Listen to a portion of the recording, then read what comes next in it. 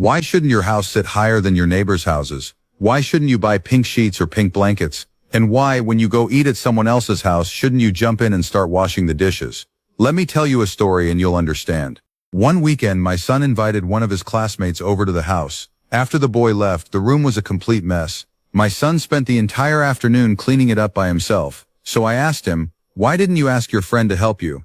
And he answered, "If I'm never going to invite him over again anyway, why make him mad?" At the time, he was only 7 years old. Years later, my son got into USC. One day, one of his roommates saw a workout bar by his bed. He tried to bend it but couldn't move it at all. So he asked him, "How many reps can you do on that?"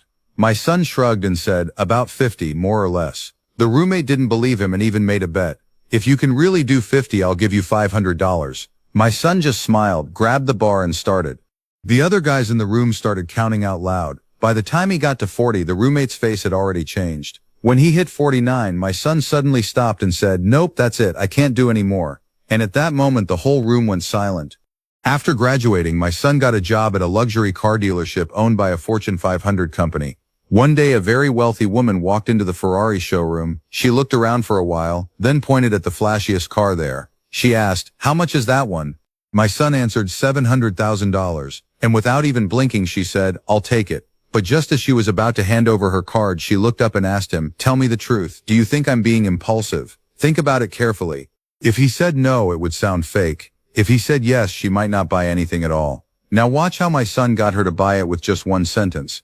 He said, "Ma'am, when you drive this Ferrari out onto the street, everyone who sees you is going to wish they could treat themselves like that at least once in their life. The difference is you can actually afford that impulse. All they'll be left with is envy."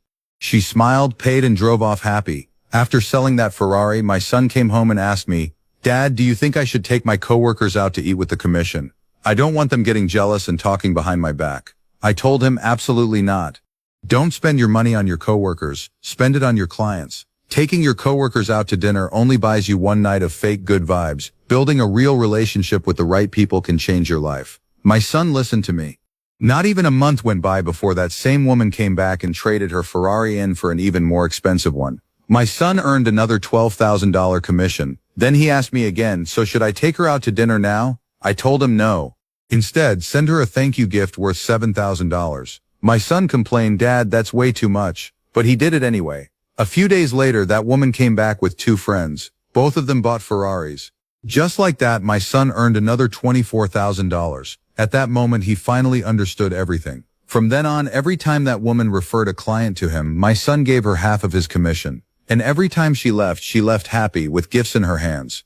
In less than a year, my son made over $300,000. He did so well in sales that the company rewarded him with a sports car. He drove it all the way home, grinning from ear to ear, and asked me, "How do you always get it right? How can you see everything before it happens?" I just smiled, pulled a book off the shelf, and said to him, "Take this book home and read it all the way through. Then you'll understand." People love to talk about success like it only comes from talent, but real life does not work that way. A person can be hardworking, well-educated, and genuinely kind, and still get ignored, pressured, used, blamed, or completely outplayed by other people.